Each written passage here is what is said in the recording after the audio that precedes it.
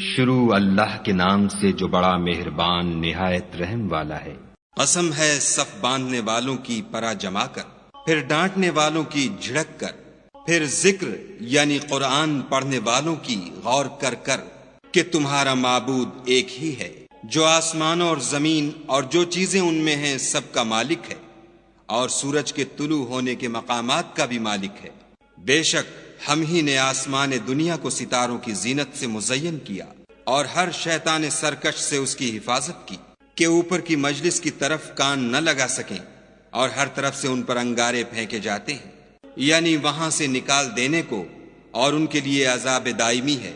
ہاں، جو کوئی فرشتوں کی کسی بات کو چوری سے جھپٹ لینا چاہتا ہے تو جلتا ہوا انگارہ اس کے پیچھے لگتا ہے۔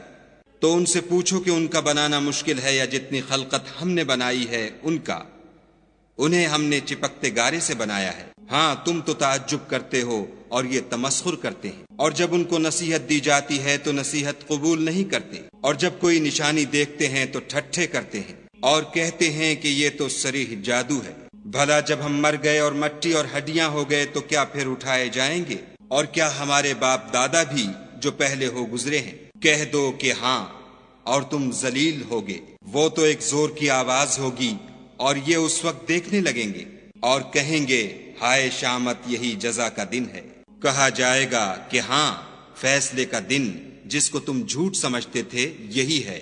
جو لوگ ظلم کرتے تھے ان کو اور ان کے ہم جنسوں کو اور جن کو وہ پوجا کرتے تھے سب کو جمع کر لو، یعنی جن کو خدا کے سوا پوجا کرتے تھے، پھر ان کو جہنم کے رستے پر چلا دو اور ان کو ٹھہرائے رکھو کہ ان سے کچھ پوچھنا ہے۔ تم کو کیا ہوا کہ ایک دوسرے کی مدد نہیں کرتے؟ بلکہ آج تو وہ فرما بردار ہیں اور ایک دوسرے کی طرف رخ کر کے سوال و جواب کریں گے۔ کہیں گے کیا تم ہی ہمارے پاس دائیں اور بائیں سے آتے تھے؟ وہ کہیں گے بلکہ تم ہی ایمان لانے والے نہ تھے، اور ہمارا تم پر کچھ زور نہ تھا بلکہ تم سرکش لوگ تھے۔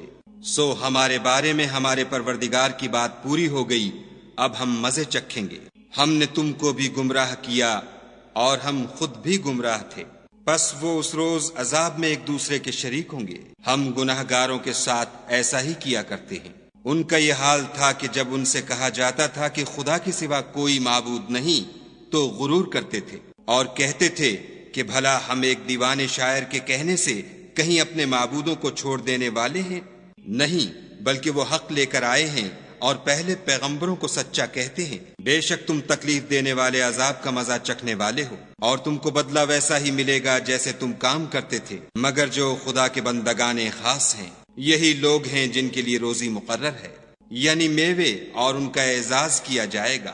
نعمت کے باغوں میں ایک دوسرے کے سامنے تختوں پر بیٹھے ہوں گے، شراب لطیف کے جام کا ان میں دور چل رہا ہوگا جو رنگ کی سفید اور پینے والوں کے لیے سراسر لذت ہوگی، نہ اس سے درد سر ہو اور نہ وہ اس سے متوالے ہوں۔ اور ان کے پاس عورتیں ہوں گی جو نگاہیں نیچی رکھتی ہوں گی اور آنکھیں بڑی بڑی، گویا وہ محفوظ انڈے ہیں۔ پھر وہ ایک دوسرے کی طرف رک کر کے سوال و جواب کریں گے۔ ایک کہنے والا ان میں سے کہے گا کہ میرا ایک ہم نشین تھا جو کہتا تھا کہ بھلا تم بھی ایسی باتوں کے باور کرانے والوں میں ہو؟ بھلا جب ہم مر گئے اور مٹی اور ہڈیاں ہو گئے تو کیا ہم کو بدلہ ملے گا؟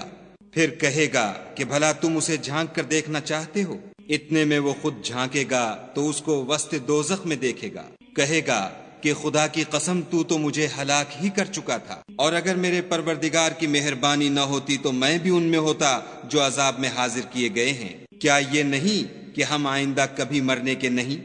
ہاں، جو پہلی بار مرنا تھا سو مر چکے، اور ہمیں عذاب بھی نہیں ہونے کا۔ بے شک یہ بڑی کامیابی ہے۔ ایسی ہی نعمتوں کے لیے عمل کرنے والوں کو عمل کرنے چاہیے۔ بھلا یہ مہمانی اچھی ہے یا تھوہر کا درخت؟ ہم نے اس کو ظالموں کے لیے عذاب بنا رکھا ہے۔ وہ ایک درخت ہے کہ جہنم کے اسفل میں اگے گا، اس کے خوشے ایسے ہوں گے جیسے شیطانوں کے سر، سو وہ اسی میں سے کھائیں گے اور اسی سے پیٹ بھریں گے۔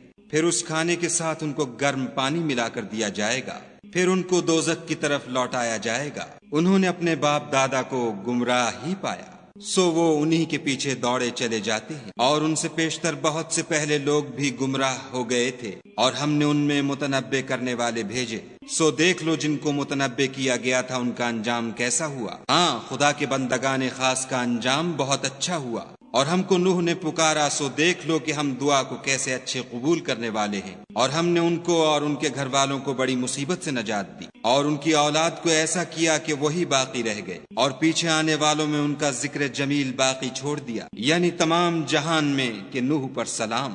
نیکوکاروں کو ہم ایسا ہی بدلہ دیا کرتے ہیں، بے شک وہ ہمارے مومن بندوں میں سے تھے۔ پھر ہم نے دوسروں کو ڈبو دیا، اور انہی کے پیرووں میں ابراہیم تھے، جب وہ اپنے پروردگار کے پاس عیب سے پاک دل لے کر آئے، جب انہوں نے اپنے باپ سے اور اپنی قوم سے کہا کہ تم کن چیزوں کو پوچھتے ہو، کیوں جھوٹ بنا کر خدا کے سوا اور معبودوں کے طالب ہو، بھلا پروردگار عالم کے بارے میں تمہارا کیا خیال ہے؟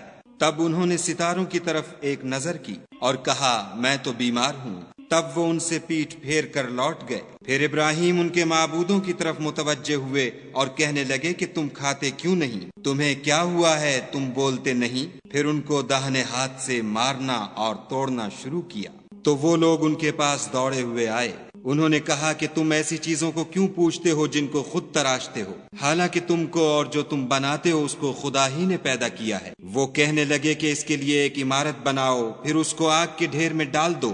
غرض انہوں نے ان کے ساتھ ایک چال چلنی چاہی اور ہم نے انہی کو زیر کر دیا۔ اور ابراہیم بولے کہ میں اپنے پروردگار کی طرف جانے والا ہوں، وہ مجھے رستہ دکھائے گا۔ اے پروردگار مجھے اولاد عطا فرما جو سعادت مندوں میں سے ہو۔ تو ہم نے ان کو ایک نرم دل لڑکے کی خوشخبری دی۔ جب وہ ان کے ساتھ دوڑنے کی عمر کو پہنچا تو ابراہیم نے کہا کہ بیٹا میں خواب میں دیکھتا ہوں کہ گویا تم کو ذبح کر رہا ہوں، تو تم سوچو کہ تمہارا کیا خیال ہے؟ انہوں نے کہا کہ ابا جو آپ کو حکم ہوا ہے وہی کیجیے، خدا نے چاہا تو آپ مجھے صابروں میں پائیے گا۔ جب دونوں نے حکم مان لیا اور باپ نے بیٹے کو ماتھے کے بل لٹا دیا تو ہم نے ان کو پکارا کہ اے ابراہیم تم نے خواب کو سچا کر دکھایا، ہم نیکوکاروں کو ایسا ہی بدلہ دیا کرتے ہیں۔ بلا شبہ یہ صریح آزمائش تھی، اور ہم نے ایک بڑی قربانی کو ان کا فدیہ دیا، اور پیچھے آنے والوں میں ابراہیم کا ذکر خیر باقی چھوڑ دیا کہ ابراہیم پر سلام ہو۔ نیکوکاروں کو ہم ایسا ہی بدلہ دیا کرتے ہیں، بے شک وہ ہمارے مومن بندوں میں سے تھے، اور ہم نے ان کو اسحاق کی بشارت بھی دی کہ وہ نبی اور نیکوکاروں میں سے ہوں گے، اور ہم نے ان پر اور اسحاق پر برکتیں نازل کی تھیں، اور ان دونوں کی اولاد میں سے نیکوکار بھی ہیں اور اپنے آپ پر صریح ظلم کرنے والے یعنی گناہگار بھی ہیں۔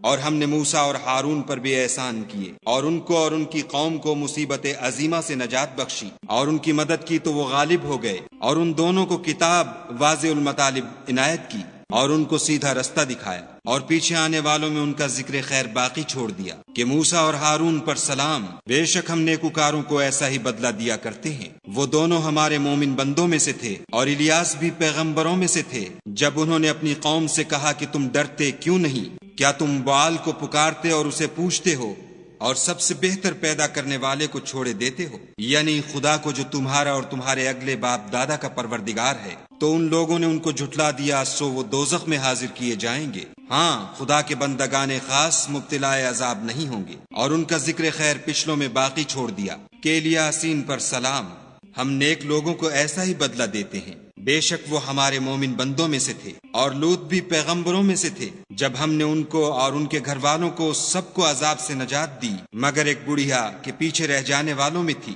پھر ہم نے اوروں کو ہلاک کر دیا، اور تم دن کو بھی ان کی بستیوں کے پاس سے گزرتے رہتے ہو، اور رات کو بھی، تو کیا تم عقل نہیں رکھتے؟ اور یونس بھی پیغمبروں میں سے تھے، جب بھاگ کر بھری ہوئی کشتی میں پہنچے، اس وقت قرا ڈالا تو انہوں نے زک اٹھائی، پھر مچھلی نے ان کو نگل لیا، اور وہ قابل ملامت کام کرنے والے تھے۔ پھر اگر وہ خدا کی پاکی بیان نہ کرتے تو اس روز تک کہ لوگ دوبارہ زندہ کیے جائیں گے اسی کے پیٹ میں رہتے۔ پھر ہم نے ان کو جبکہ وہ بیمار تھے فراخ میدان میں ڈال دیا، اور ان پر کدو کا درخت اگایا، اور ان کو لاکھ یا اس سے زیادہ لوگوں کی طرف پیغمبر بنا کر بھیجا، تو وہ ایمان لے آئے، سو ہم بھی ان کو دنیا میں ایک وقت مقرر تک فائدے دیتے رہے۔